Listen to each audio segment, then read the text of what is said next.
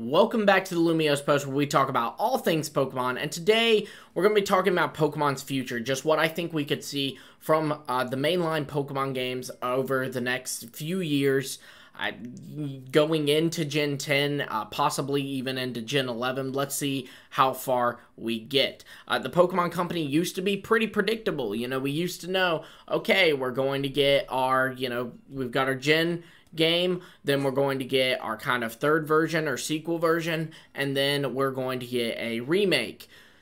That's not the case anymore. They've really changed things up, especially last gen. So we have Scarlet and Violet, we know that's out, and we know DLC is coming this year in 2023. In fact, we actually know that's coming in fall 2023, and then the other one's supposed to release winter 2023. But to be honest, I'm going to be real, I do think there's a chance that the Indigo Disc, the second part of that DLC, won't release until winter of 2024, but like early winter, not like next December, but like January of next year. That sucks, but I do think that is very much in the realm of possibility. So then, what can we expect from 2024? 2024, that a lot of the times is the end of the generation. A lot of the times generations last 3 years. I do think that this generation has a chance at lasting 4 years. So we're going to look at the 3-year plan and the 4-year plan of both those ideas that I'm coming up with. So first, let's stick with the 3-year plan. Let's say it is like normal. Then that means that this would be, 2024 would be the last year of Generation 9. What are they, full year that is? What are they going to drop? I think that we will get some sort of Johto project. Now the thing is, I don't think this will be a remake, because we've gotten our Johto remakes with Heart Gold and Soul Silver. And to be honest, I don't think it will be a Legends game, because I just think that they're going to want to try something different. And if that's the case, I think that it could be something that I can't even explain, because I don't know how to explain something we've never had before. I think we will get a game with Johto that is completely experimental and is a very new take on Johto and a very new take on the Pokemon franchise as a whole. Maybe they'll pull some of the mechanics from Legends Arceus, but I do not think it will be a Legends Johto game. I think it will be its own thing, a new thing. It'll be a Pokemon something Johto, but I do think that we will see Johto. I just don't think it'll be in any way that we currently know the franchise to exist in. Now, again, if we stick with this 3-year plan, that means that 2025 will be the release of Generation 10.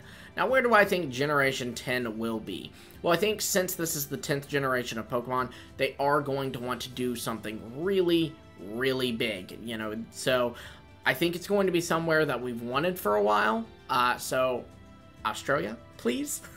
But if you do look at hints within the games, there's a lot of evidence for a Africa game. I actually, for the record, would say that I think they're going back to Japan, but the issue is they've, especially when you factor in spin-off games like Pokemon Ranger, they have actually used up the majority of Japan. So, and including the DLC, because Kitakami seems to be inspired by the Tohoku region of Japan. So there isn't much room in Japan for a new region, so I don't think, for a new region based in Japan, so I don't think that that's what it is. I think that it could be Africa, because we've gotten a lot of hints in it. In Scarlet and Violet, we've got it with Pokemon like Farigiraf, as well as just in kind of concepts in the game. You figure you have Alfornada is very African, very Moroccan specifically, and there's a lot of Egyptian Pokemon too, so maybe it'd be like an Egyptian Pokemon game, because Africa's just the continent. It would probably be one or a handful of countries in Africa, not the entirety of the continent of Africa. But yeah, so I guess what I'm saying is my thought would be Africa, but my hope is Australia. And I know people will say China, but I have been convinced that China's not going to happen, at least in the foreseeable future for Pokemon, just because there's a lot of censorship issues with the Chinese government, and, you know, there's also political tension. There's a lot of reasons that would affect them going to China. Now, you may say, you know, what's that got to do with Pokemon? And it's not necessarily that has to do with Pokemon, but you do have to think Nintendo is trying to sell a game, and especially with Chinese censorship, it's hard for Nintendo to make a Chinese-based game and it pass all the censorship laws in China to be able to be played by people in China. And the country of China is a huge demographic for Pokemon, so they wouldn't want to do anything to risk a very large portion of their demographic, you know, dropping off and not being able to play the game, and possibly even worse, pirating the game, you know. So they don't want to do that, so gonna steer clear of China, and they're going to do either Africa or Australia, in my opinion. I definitely think we're leaving Europe. I'd also be fine with a South America region, but again, I think it's going to be something so big, so expansive, so take your breath away, and to me, just on paper, Australia and Africa really fit that bill. And they're also both two places that people have been saying they've been wanting from Pokemon for a very long time, so it all makes sense that it would be one of those two. So that'll bring us to the year of 2026, and now this is a big year for Pokemon. This is the year that we would see the 30th anniversary of the franchise, which is huge. You know, that's almost a third of 100, you know, so they're going to do something really big then. So this is kind of where we have to go back a little bit and say, what if this generation is actually 4 years? Because if we are following this pattern, if we are following a 3-year for Generation 9 pattern, then 2026 is when Gen 10's DLC would release.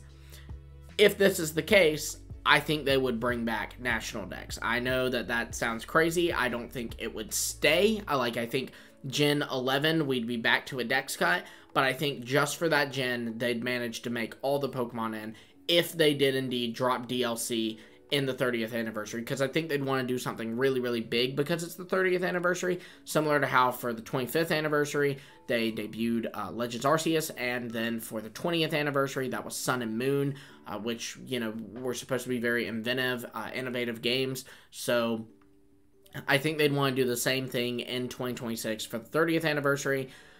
But that also makes us have to step back and say, okay, maybe Gen 9 will be 4 years so that Gen 10 can debut in 2026 and can be their celebration for the 30th anniversary. Also, with all the performance issues and bugs of Scarlet and Violet, maybe Game Freak's going to want to take a little more time on the next thing, especially if, hypothetically, the next game, the next big game, the next gen, I should say, will be releasing on a brand new console, not the Nintendo Switch, because that is the pattern we have so far, is 2 gens per console. So hypothetically, because Sword and Shield and Scarlet and Violet were on the Switch, the next gen, Gen 10, will be on a new console, whether that's Switch 2 or Switch Pro, I don't know, but that is how it would be if we look at past patterns. They can always break patterns, but we're going to stick to that pattern and say that it's very possible that they would say 4 years for Generation 9 so that we can make sure that the first game we put out on this new console is not a buggy mess like Scarlet and Violet was, and is not, you know, kind of complained about for its graphics like Sword and Shield was. So if that's the case, then we go back to our Gen 9 plan. Again, DLC this year, 2023.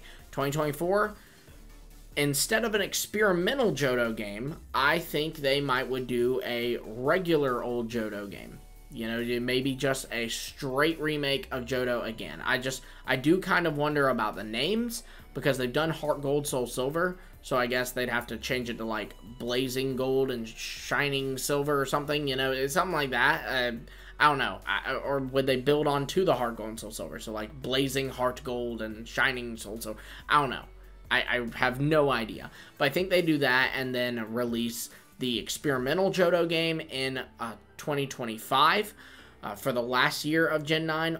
Or we have them instead release a Johto game, the experimental Johto game, or even just a normal Johto game, and then a Black 2 or Black 3 and White 3 in 2025. I know that sounds absurd, but there has been really just as many Unova hints as there has been Johto hints in the last few games. Maybe they're going to do a Johto game, their experimental Johto game, and then do Black and White 3. And I do think it will be Black and White 3, just because, you know, with a remake, you have to wonder, you know, how do we tie in Black 2 and White 2 features and their story and all, you know, do they ever do a remake of Black 2 and White 2? I think it'd just be better to do Black 3 and White 3. Pokemon has loved to recently just keep surprising us. So, you know, I could totally see the Pokemon Company wanting to just floor us by being like, oh, you got your experimental game, here's another experimental game, Black 3, White 3. You know, I do even think maybe they'd scatter some DLC in for Scarlet and Violet. I do think that's possible. Maybe it isn't just the Teal Mask and Indigo Disc. You know, the thing that hurt Sword and Shield so much, in my opinion, was we left Galar after the DLC. It had no connectivity to the Sinnoh or Hisui game. So, other than VGC, it was kind of left in the dust. And, you know, I think they'd want to not make that mistake with Paldea. You know, they'd want to keep Paldea's relevancy, even with a Johto remake or a Unova remake or a Johto experimental game or Unova experimental game on the horizon. So then we go into 2026. That would again be the big release of Gen 10. It would be hugely marketed. It would be a crazy deal because it's coming out for the 30th anniversary. I imagine it's going to be a gen that we can't even predict because it is so absurd, like in terms of just what they're bringing to the table this time around. You know, it's the 30th anniversary. They're going to want to do something really, really big. 2027, that would be our DLC for Gen 10. Because this would not be for the 30th anniversary, I don't think they'd do National Dex. I think it'd just be your regular old DLC. And then 2028, I imagine they give us, if, you know, we're following this pattern, they've already given us our Johto game and our Unova game. So what's next but Pokemon Z? Either Pokemon Z or Pokemon X2 and Pokemon Y2. I don't think it'll be Kalos remakes. I think it will be a full-blown new story in Kalos to give Zygarde and, frankly, the Kalos region the love it deserves, what it never got. You know, it's the only generation to not get a third version or sequel games or DLC, you know, some kind of equivalent to that. It went X and Y, Omega Ruby and Alpha Sapphire, nothing. And then we went on to Sun and Moon. And so I think that at some point they're going to repay X and Y a visit because they know the fans really, really want that because it's kind of the region most shrouded in mystery. And I think that they will see that the golden gen, if you will, you know, the Gen 10, the hugest gem we've had so far, would be the perfect time to do it. But yeah, there you have it, guys. That's my thoughts on what the next few years of the Pokemon franchise will look like for mainline games. Of course, again, you know, this isn't necessarily a fact. This is just my prediction. And of course, you're going to have spin-off games scattered through it. We could have DLC scattered through it, DLCs for spin-off games scattered through it. You know, I'd love a new Pokemon Snap DLC, for real. But yeah, be sure to let me know your thoughts in the comments below, as well as just your own predictions for what's to come in the comments below. Be sure to also like, subscribe, and hit the bell for notifications so you don't miss any of our future videos where maybe, you know, something's changed, we change our minds, and we decide we're going to put out a new roadmap video. You don't want to miss that. So again, like, subscribe, and hit the bell. And until next time, I will see all of you later.